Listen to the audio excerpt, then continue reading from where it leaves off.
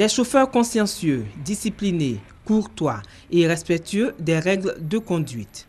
200 chauffeurs de taxi, de Gbaka et de Woro-Woro sont maintenant prêts à relever ce défi après un recyclage de 3 mois. Ce que j'aimerais dire à mes frères, de conduire bien, de respecter les clients. Moi, en tout cas, quand je roule aussi, ils sont trop contents de ma conduite, ils sont trop contents de mon travail. Être courtois au volant, ça va respecter les clients, être tolérant sur la route. Vraiment, j'ai appris ça. C'est ce que je vais mettre à pratique. Les chauffeurs assurent à plus de 80% le déplacement des biens et des personnes, d'où l'intérêt d'une bonne formation des acteurs de cette profession.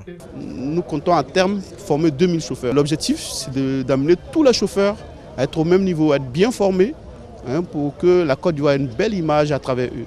Le problème de l'encombrement, très souvent, est lié à l'indiscipline des chauffeurs. Et ceux qui sont souvent indexés, c'est les chauffeurs donc, de Wora-Wora, des taxis-compteurs et de Gbaka. C'est important qu'il faut vulgariser beaucoup ces formations de recyclage pour avoir des chauffeurs nouveaux donc, pour un pays émergent. Voilà.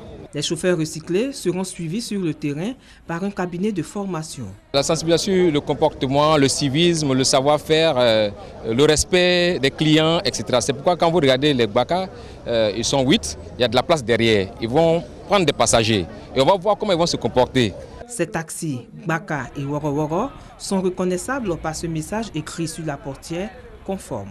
Une conformité qui fait d'eux des professionnels. D'autres formations de chauffeurs sont prévues dans toutes les communes d'Abidjan. Lutter contre le mariage précoce et forcé. C'est l'objectif de l'ONG Association pour la protection des droits de l'enfant. Un vaste programme d'action de lutte contre les violences faites à l'enfant est entrepris. Cette initiative a pour but de sensibiliser les populations des communes de Williamsville sur les dangers de ce phénomène. Nous avons constaté qu'il y a des jeunes filles qu'on forçait à se marier parce qu'il y a un riche qui est là pour subvenir aux besoins de la famille. Il faut qu'on laisse nos enfants aller à l'école. Les raisons telles que la pauvreté, les pratiques traditionnelles, la religion entre autres, expliquent la montée de ce phénomène.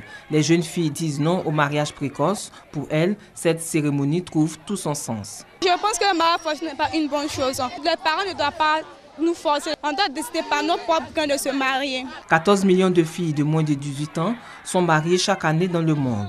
Des mariages précoces et souvent forcés qui les amènent à abandonner leurs études. À travers cette campagne de sensibilisation, l'ONG Association pour la protection des droits de l'enfant veut sensibiliser les leaders d'opinion et les parents à dire non au mariage précoce. Yopougon, rue Princesse, il est 22 h. Dans cette ruelle, des enfants âgés de 9 à 16 ans qui dorment presque à même le sol, des cartons servant de lit pour passer la nuit. Ces enfants sont devenus, au fil des mois et des années, des personnes qui passent leur temps dans la rue, travaillant et vivant dans cet espace. Je suis qui a jamais. Ça fait 1 an ici là. Je vends le titre, je suis aussi. Je suis venu dans la rue pour venir me chercher. Mes parents savent que je suis dans la rue. Les parents, quand ils me voient, ils ne sont pas contents de moi. J'ai arrêté les cours CM2. Ils me débrouillent, ils m'ont poussé bourrette. Aussitôt réveillés, ces enfants de la rue se transforment en pousse-brouettes dans les marchés. Un maigre revenu qui ne suffit pas pour subvenir à leurs besoins. Alors, maquis et restaurants sont visités, guettant les restes des clients pour en faire leur repas. Le ministère de la Solidarité, de la Famille, de la Femme et de l'Enfant est conscient du problème. Des actions sont donc prévues pour enrayer ce fléau des enfants de la rue. La stratégie qui va être élaborée va parler des sanctions parce qu'il faudra tôt ou tard qu'on arrive à mettre chaque parent devant sa responsabilité parce que la rue n'a jamais enfanté. Un enfant, on peut toujours le recadrer. Un enfant sur 5 vit dans la rue. Ce 26 novembre, journée hommage aux enfants de la rue, est donc l'occasion d'interpeller parents et gouvernants pour un meilleur encadrement et protection des enfants. Le secteur de l'artisanat constitue l'un des plus grands pourvoyeurs d'emplois en Côte d'Ivoire. Environ 40% de la population active, selon le ministère de l'Entrepreneuriat national, de la promotion des PME et de l'artisanat. Maillon essentiel de l'économie, ce secteur rencontre cependant d'énormes difficultés, entre autres la promotion des produits artisanaux et leur commercialisation. Les journées ivoiriennes de l'artisanat vont permettre d'apporter des solutions à toutes ces questions. Nous avons la chance d'avoir un artisanat qui est dynamique, un artisanat qui peut créer des emplois, qui peut créer de la richesse et qui peut faire reculer la pauvreté dans notre pays. Il va falloir encadrer, professionnaliser puis moderniser pour que l'artisanat puisse prendre sa place dans le développement de notre pays.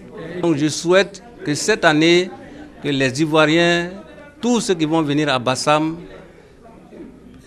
aient le souci d'acheter un produit de l'artisanat pour offrir à ceux qui leur sont chers en cette fin d'année. Promotion de l'excellence des produits de l'artisanat ivoirien, c'est autour de ce thème que vont se retrouver les participants. Plus de 150 artisans et des centaines de visiteurs sont attendus. Ces journées, qui se tiendront du 12 au 21 décembre prochain à Grand Bassam, seront marquées également par le lancement des activités du Centre de ressources professionnelles API CRP. Principale mission de ce centre, promouvoir les produits ivoiriens à travers des galeries virtuelles. Publié en 2012, le livre « Seconde épouse » relate des faits réels vécus par l'auteur. Cet ouvrage de 175 pages est le témoignage de Yasmine Agami sur sa vie. Cette chef d'entreprise de nationalité française a vécu la polygamie avec Isat, homme d'affaires libanais vivant en Côte d'Ivoire. Isat a déjà 3 enfants lorsqu'il épouse Yasmine Agami. De leur union va naître un 4e enfant. 7 mois plus tard, l'homme décède. Commence alors l'enfer pour la seconde épouse. Yasmine est répudiée par sa rivale, interdite d'assister aux obsèques de son époux. L'œuvre revient sur ce passé douloureux tout en dénonçant certaines pratiques. Se dévoiler, se mettre à nu pour un chef d'entreprise. Aujourd'hui, je pense que la cause, elle est trop importante pour ne pas oser dire les choses. Et je pense que ça peut aider aussi pas mal de femmes dans ma situation. Et voilà, ça en vaut les enjeux. Le roman de Yasmine Agami suscite un intérêt auprès des lecteurs, d'autant plus que l'histoire constitue un fait de société. Je suis venue soutenir ma fille, parce que je suivis avec elle très près son combat, et savoir aujourd'hui qu'elle a eu le courage d'écrire, de partager son expérience avec d'autres personnes. Seconde épouse montre aux lecteurs et lectrices les relations parfois conflictuelles dans une famille polygame, surtout lorsqu'il s'agit de succession. Une ville dans la ville, mais une ville bâtie sur l'océan. Le projet d'Éco-Atlantique est le plus grand chantier immobilier d'Afrique. D'ici une quinzaine d'années, près de 250 000 logements émergeront de ces 500 hectares de terre gagnés sur le golfe de Guinée. Mais avec la montée du niveau mondial des océans, la crédibilité du projet inquiète. Ici, on est presque en dessous du niveau de la mer. Le point le plus élevé à Lagos est environ à 20 mètres au-dessus du niveau de l'eau. Donc c'est très dangereux de construire une ville sur la mer. Il y a aussi des conséquences sur les courants de l'océan Atlantique, sur le mouvement de l'eau, de l'hydrologie, mais aussi à l'intérieur du lagon et des criques de Lagos. Embouteillage, démographie galopante et 10 000 tonnes de déchets à traiter par jour. La capitale économique du Nigeria souffre de tous les maux d'une mégapole. Un défi écologique de taille pour la municipalité qui a lancé plusieurs projets. Recyclage, transport public, circulation contrôlée, nettoyage des rues. Des initiatives qui se mettent en place avec l'aide de la jeunesse. Lagos est si grande et si agitée qu'on peut s'attendre à ce qu'elle soit très sale. Mais nous avons vraiment besoin de garder la ville propre. À Makoko, gigantesque bidonville construit sur l'eau, pollution rime avec changement climatique. Les communautés de pêcheurs souffrent de la disparition des poissons et des inondations intempestives. Avant, l'harmattan arrivait à un moment précis et on avait une bonne pêche. Mais maintenant, l'harmattan est imprévisible, les saisons sont en retard et elles arrivent d'un coup avec des tempêtes. Les eaux sont polluées et la pêche est mauvaise. On pêchait vraiment beaucoup de poissons, mais maintenant ça a changé. On ne pêche plus comme avant et c'est même difficile pour nous de nous nourrir. Le nord-est du Nigeria, frappé par le groupe islamiste Boko Haram, est aussi gravement touché par le changement climatique. Le lac Tchad frontalier, dont la superficie a diminué de 90% à 30 ans, alimente plusieurs millions de personnes. À l'approche de la conférence des Nations Unies sur le climat à Paris, Les problématiques du pays le plus peuplé d'Afrique sont immenses, mais la liste de ses engagements pour le climat n'a toujours pas été indiquée.